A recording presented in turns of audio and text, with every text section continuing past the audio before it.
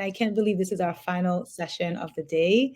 Thanks to all of you for being incredible at keeping up with the energy, sticking with us, and our amazing speakers till the very, very end. Some may say that we saved the best for last. I'm kidding, no. Well, yes, they are the best, but all of our sessions have been amazing today. But to close this amazing day, our last session is all about the future of video for communication strategies, from production through trends, distribution, and best practices. And to do that, I am joined by the geniuses, Tania Rahman, social media director at Fast Company, and Sean Duggan, filmmaker and producer at September Swell Production, and also VP advertising at SiriusXM. I'll let you guys both quickly introduce yourself, but I'm just so happy to see both of you, Sean and Tania. Tania, you want to maybe start introducing yourself and tell everybody about you? Yeah, thank you for the warm welcome. And thank you everyone for staying till the end for our session. I am Tania Rahman. I am the social media director here at Fast Company. I've been working in social and marketing for about a decade now across tech, advertising, and now journalism. And the social team here works with pretty much every other team, including editorial, video, podcast, marketing, you name it. And if you're unfamiliar with Fast Company, we are a multimedia publisher based in New York City, and we also produce print magazines. Here's an example of our fall issue with Selena Gomez.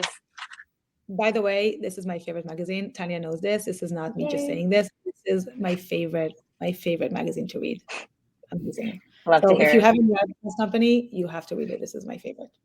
I'm not just saying that. And Sean Duggan, I am currently the head of September Swell Productions, a production company which I started about 4 years ago when I started working on a feature film, which was released earlier this year at PBS and World Channel. And I'm also have spent most of my time of my career in advertising, selling advertising to consumer companies. And for the last 13 years, I've been at SiriusXM, first Pandora, then we were purchased by SiriusXM. And very excited to join this session. So thanks for having me. I'm so excited. I love talking to both of you always. Okay, so just before we go into the conversation, we're going to share a quick poll again with our audience to help us understand how you are currently using video, if at all. So you're going to see the poll coming up shortly.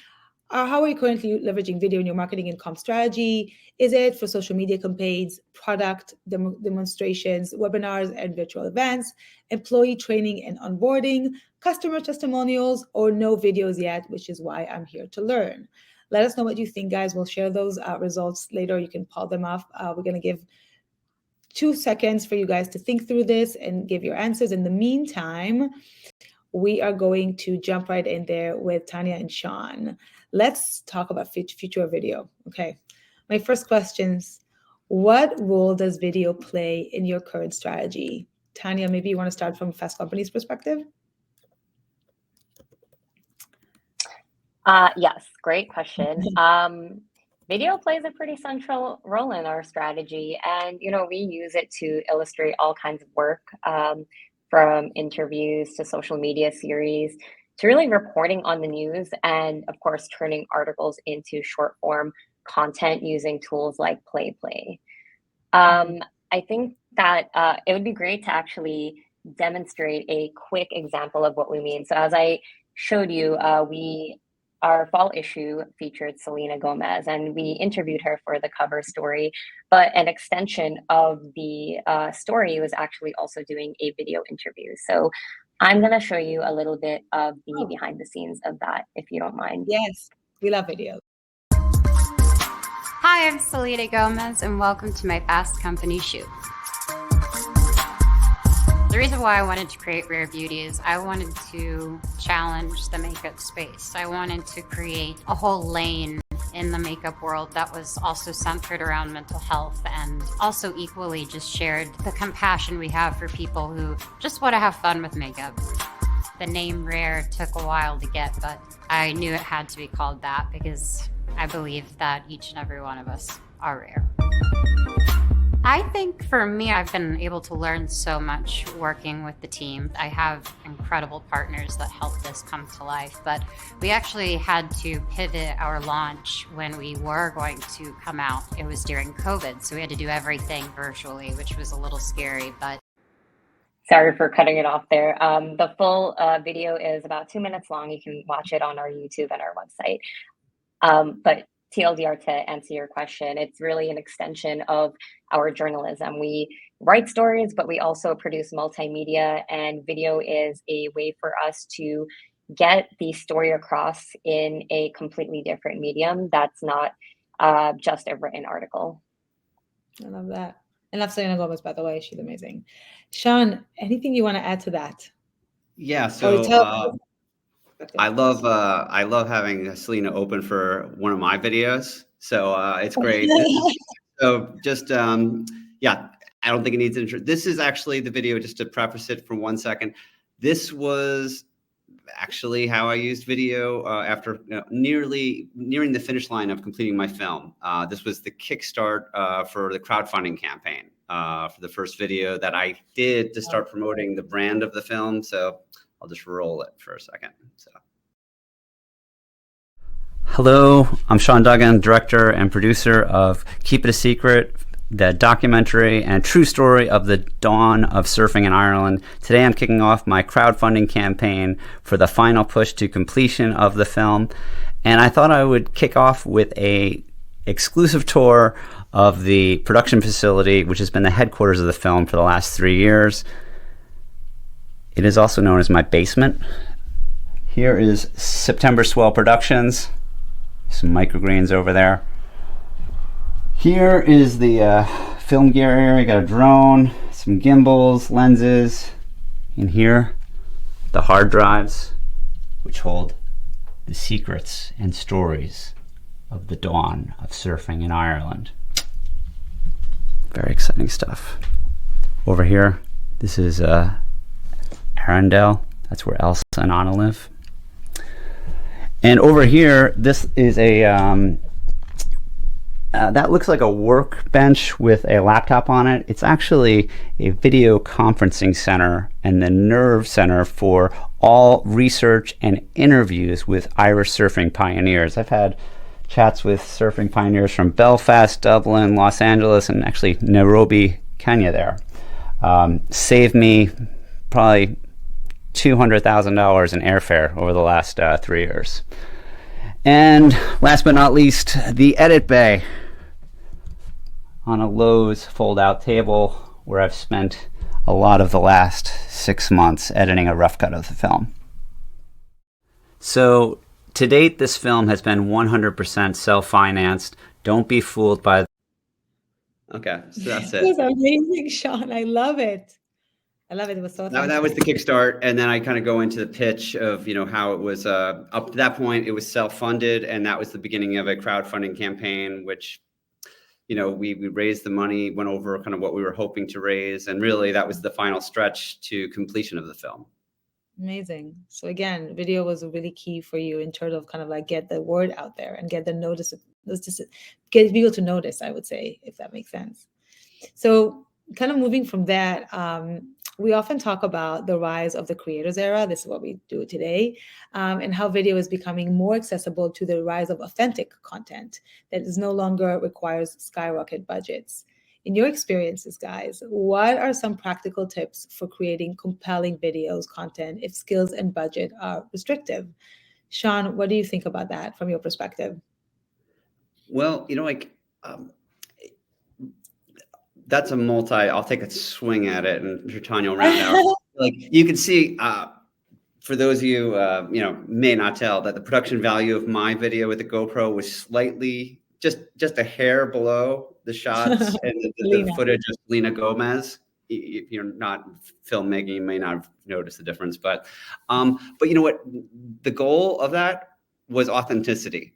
It's like, when I was starting that film, I had never done a feature production, produced a film. I also had to show, hey, this is the first time I'm being known as a filmmaker.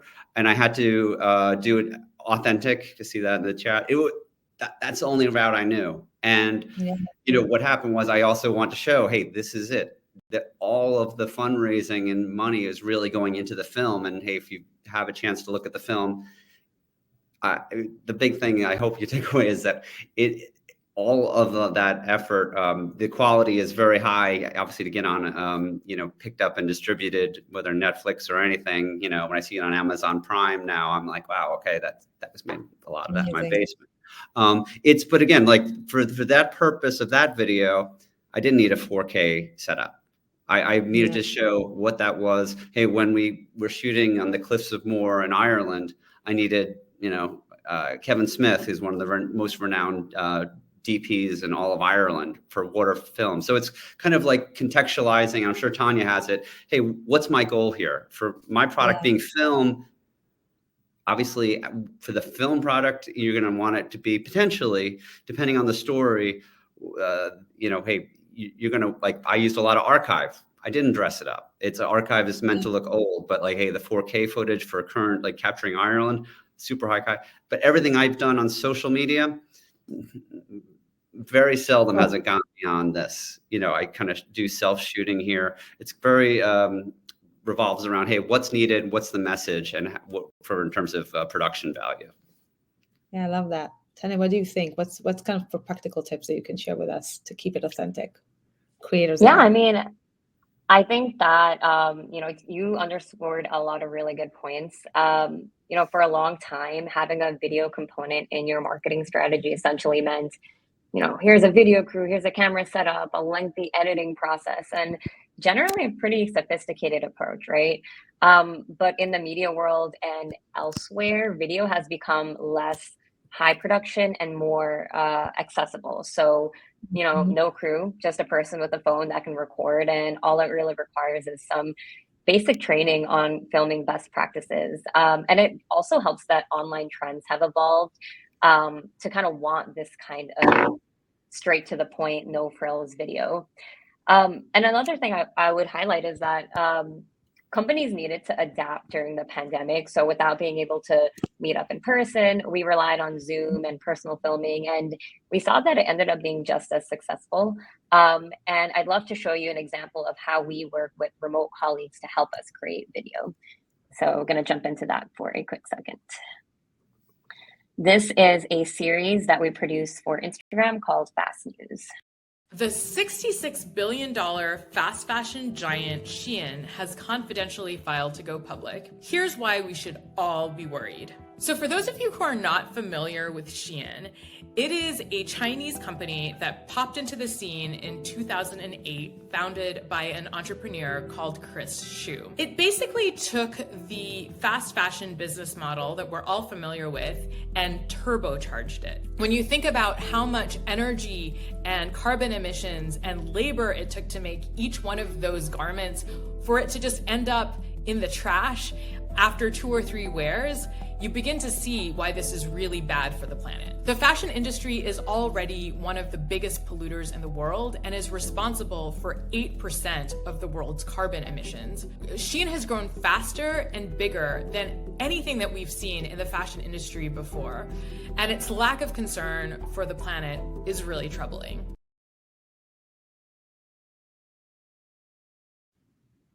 Cool.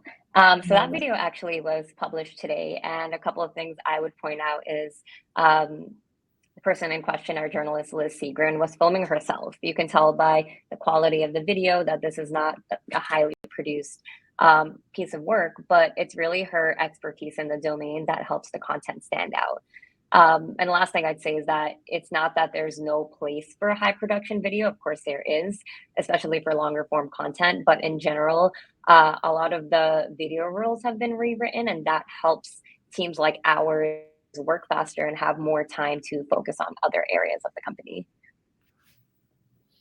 I love that. And you know what it is in a way? I think that we're moving, social media created so much in the last like decade. I think one of the things that they introduced is exactly what you just said. Everybody right now with an iPhone can create a video, and the authenticity is something that now we become accustomed to. We come to demand that. We want that. We want those beautiful editorial kind of pieces, but we also want to see what's behind it. We also want to see the real brands. We want to see the real personality. We want to see the attributes. It's like we want to see behind the scene in a way. So now authentic, the creators era is really moved by this authenticity element, which again, we know that authenticity is the word of the year. And kind of following up on that, Tania, I'd love to hear from you a bit about your approach for using videos on social media like we just saw. In your experience, what types of video content performs best on different social media platforms? Yeah, great question. I think, interestingly enough, the rules of each platform essentially play a role in how we create and format video for social. So you've probably heard of a term called social first, right?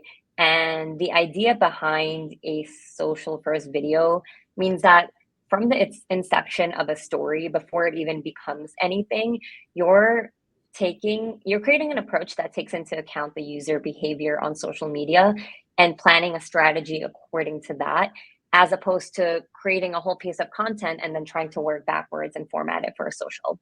So an example of this is actually how we use Play for some of our news articles. So rather than trying to regurgitate a lengthy story into a long video, we take the highlights or the main ideas and convert it into a short form piece of content. And the idea is to watch the video and get a sense of the story behind it, which will hopefully inspire you to read the full article. And another thing I'd add is it's important to keep up with the trends of how people behave on each platform, because as we all know, what works on a platform like Instagram doesn't necessarily translate to success on TikTok and vice versa. So, using the native tools and features that are available on each platform helps tap it into further reach. So again, for instance, if you're creating a video and you want to post it on both YouTube Shorts and TikTok, try to do some of the editing in each platforms and use the features that are available. Yeah. And again, it goes back into know your audience, know what your goal is. Like Sean said before, like what are you trying to say and who are you trying to say it to? Where are they? And those social and the videos and the social channels should support that. Social is first and second, it's going to be there, but I also think that like it's not a movie. You now need to give all of it away. It's a snapshot, for example, in TikTok, or it's a little bit more about the behind the scene if it's, in YouTube or whatever that is. But it's like the purpose of what you're doing and who you're talking to. Sean, what do you think about this as someone that did it? Yeah, I mean, when I was starting, one thing as a independent film project, you're always decisioning and wearing, out of necessity, I wore producer and director hat. But as producer mind, it's like, okay, I can hire a PR firm, a publicist for $10,000, $15,000, and hey, there's real merit there. And it's like, I'll never know. But I was like, you know what? I'm gonna, what I heard from other people is like, you're never gonna be as good as your own advocate. And I'm like, hey, I've spent 25 years in advertising. I can't do this. That's a big problem. So I gave it a whirl. And what I learned was, at the start, tried everything. Tried like, hey, I posted to Twitter, or X, excuse me, Facebook, Instagram, Reddit, LinkedIn. And then gradually I started seeing, hey, I had a ton of archive things that folks were resonating with, like, the surf community, people who have Irish history. And I just started dropping like all of the archive material that I had been granted permission to up on Instagram. And that was like an easy way to kind of put content out there. The other thing was, I don't recommend this for new filmmakers, is release your first film, choose a country 3,000 miles away from you, and during a global pandemic. Try to avoid those two things. But the other thing was like, just clippets of video. Like I actually, when it played at around 20, 25 festivals from Maui to Sydney, I attended just a handful but, you know, was able to kind of like do a quick thank you for giving the film a reward, or just connect with attendees really via an Instagram like post or story. So it was really, I think the big thing for me as, you know, filmmaker is like, what's easy, what's fast, and what just satisfies to connect with the audience I'm trying to hit. Yeah, I love that. I think that, again, it goes back to knowing your, as you said, knowing your audiences, where they want to be, how they are engaging, how do you find them, how do you create, how do you stop the scroll in a way, in which way? My next question is, as video marketing and content creation evolves, what emerging trends or technologies do you believe will have a significant impact on the industry in the near future? Tania, what do you think?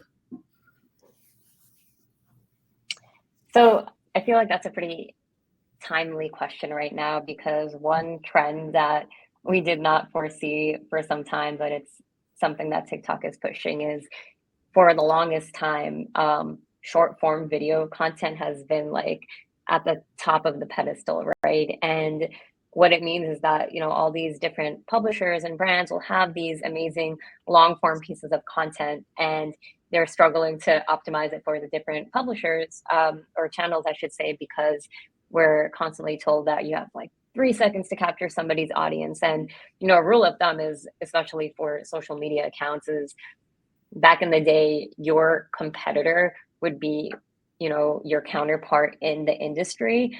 But now you're competing against like meme accounts and like industries that have nothing to do with you, right? It's really about capturing a user's attention, right? It's not like, you know, in the old days of advertising where you put a media buy in and you know exactly what kind of impressions you're going to get, etc.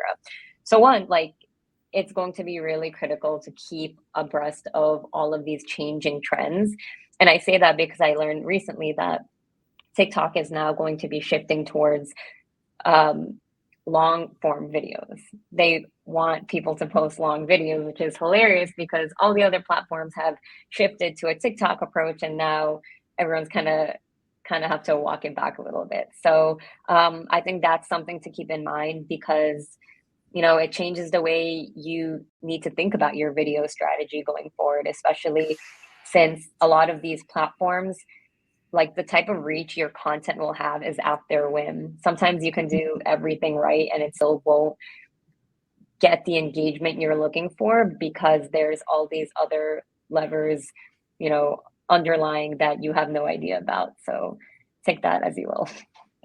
Oh, that's, again, we're living in an unprecedented time. You know, like that, our CEO was saying that before, like the trends are changing in a minute. The trend that used to take decades or years to come are now changing in a second.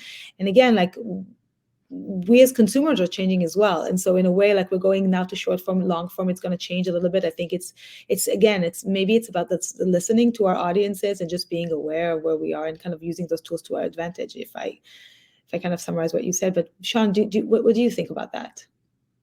Where do you see it going? You know, it was covered a lot during the session, or often during the sessions today, is, you know, I think, you know, the lens, you know, hey, we covered some of the tools that are, and format and length. From a storyteller perspective, like right now, I'm in development mode, and it's like, and for a lot of like small companies, it's like, you know, the typical trajectory of development of a film is, it could be like, okay, I'm going to do a sample, a short, like very common route in. I do a 10, like I think about Taika Waititi. His first film was gorgeous film, 2 Cars, One Night.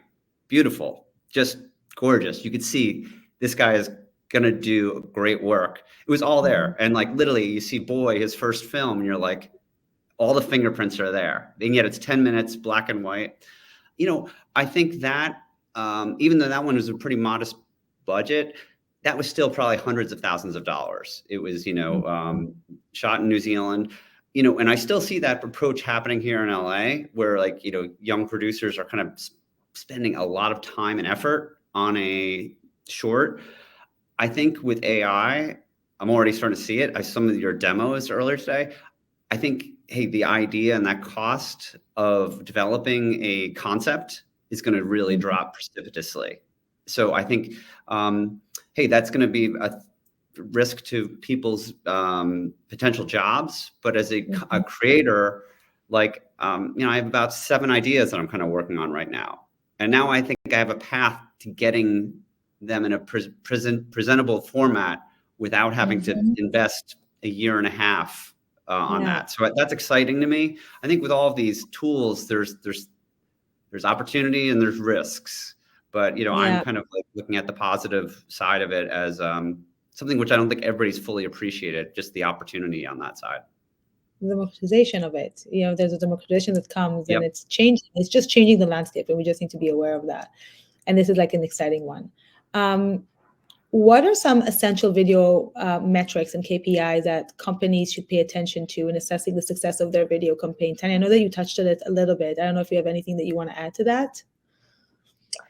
I mean, I think it really depends on what the goal of your video is. For instance, you think of video, so you probably are assuming that you're measuring for views, right? Which is not wrong. But ultimately, videos have different objectives. We, for example, have a mini docuseries called Future Me, where I think we're running low on time, or else I would have showed you the trailer. You can. But we have time. Fine. Like Okay, cool. Seconds. So you get a chance. I'm going to show you guys really quick then. I've been in so much pain for so long. I'm not going to accept feeling sick anymore. I'm Emma, and for most of my life, I've been struggling with an autoimmune disorder. I'm going on a biohacking journey to see if I can finally conquer this once and for all. I'll be talking with different specialists and experts who believe that biohacking is the future of health. What would happen if we had the instruction manual for the human body? Wellness has sort of had this evolving definition where it started off as, oh, you eat vegetables. All the tools that are available to you to live well, this is what makes up holistic biohacking. 80% of the patients I see are people with autoimmune diseases who have been told it's all in your head. It's not. Join me as I try cutting-edge biohacking treatments to see if they can finally offer me the relief I've been looking for. It turns out the stuff that makes old people young makes young people superhuman. Well, let's get superhuman. So trippy. Stay tuned for all things Future Me. So a couple of things I wanted to point out. This is a docuseries that follows around a Fast Company producer, my colleague Emma, on a journey to kind of support a health condition by seeking biohacking alternatives. So I guess a few things to keep in mind about this video is that the goal is to show you the type of content Fast Company produces, an idea of what to expect from the series, and include enough interesting moments to get you to want to continue watching. So for us, a success metric here is not just, okay, how many views did this video rack up, but did this engage you enough to click on the link in our bio to watch the full episode? Yeah. I love it. We don't have a lot of time, and I want to go back to the last question and try to wrap it up in like a minute and a half if we can. If we need to summarize, and I know that I'm putting you on the spot, if you summarize, what is your biggest advice for our audience about using video for scaling their communication and marketing strategies? Sean, what do you think?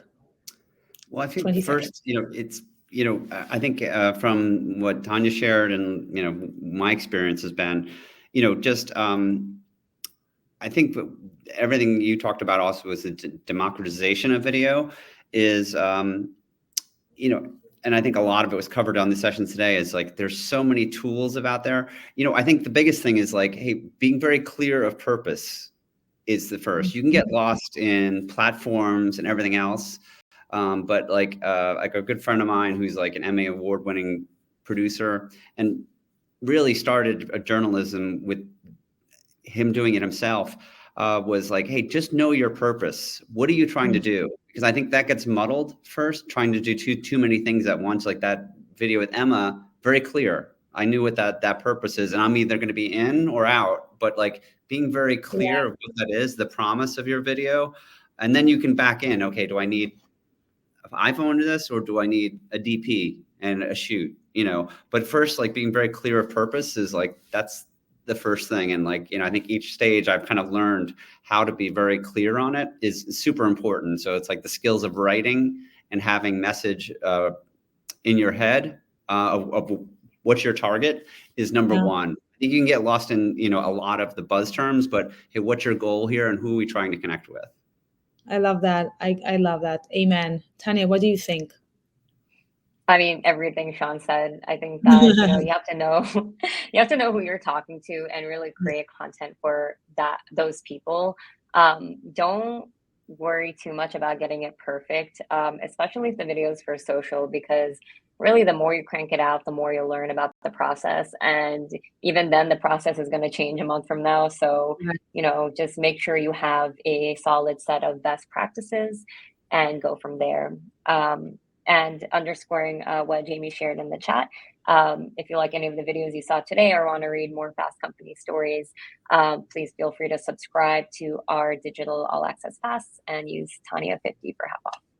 Amazing. Amazing. Guys, this has been amazing. I'm sorry that we haven't had a chance yet again, because it's been such an amazing discussion to go back into Q&As. We will make sure that we send the question that you have for Tania and for Sean, and then we kind of like reply them back to you with like all the package that we create. That's a wrap for this session. Thank you guys so much. I really enjoyed this. I guess that's a wrap of the day today, guys. Thank you all so much for being here with us. We had the best time, and we hope you did too. Hi, Kinga. Kinga is joining me. Hi. So thank you all again. Thank you to all of our amazing speakers. And as mentioned, we will share all of the recordings with all of you, so no worries. Thank you. And just one last thing from us before you head off. If you are interested in learning more about video and how it can really elevate your brand story, let us know by answering the poll that's popping up right now. We are offering a free consultation for our audience today, so please do take advantage of this. Or if you're not ready quite yet, which is absolutely fine, just feel free to sign up to our newsletter to stay in the loop with more content strategy and marketing strategy news, and of course, our future events. Thank you. Lastly, a huge shout out to our amazing PlayPlay team who made this event possible. This is not me. This is Kinga and Jamie and Hannah and Thibaut and Peter and Tyler and Carla and Katrina and Bonnie and Tiago, and the list goes on and on. Again, I hope you all had a great time. Have a great holidays, everyone. And we hope to see you all again with us next year in the next Content Summit. You've been the best. Thank you so much, everyone. Bye. Bye. See you all.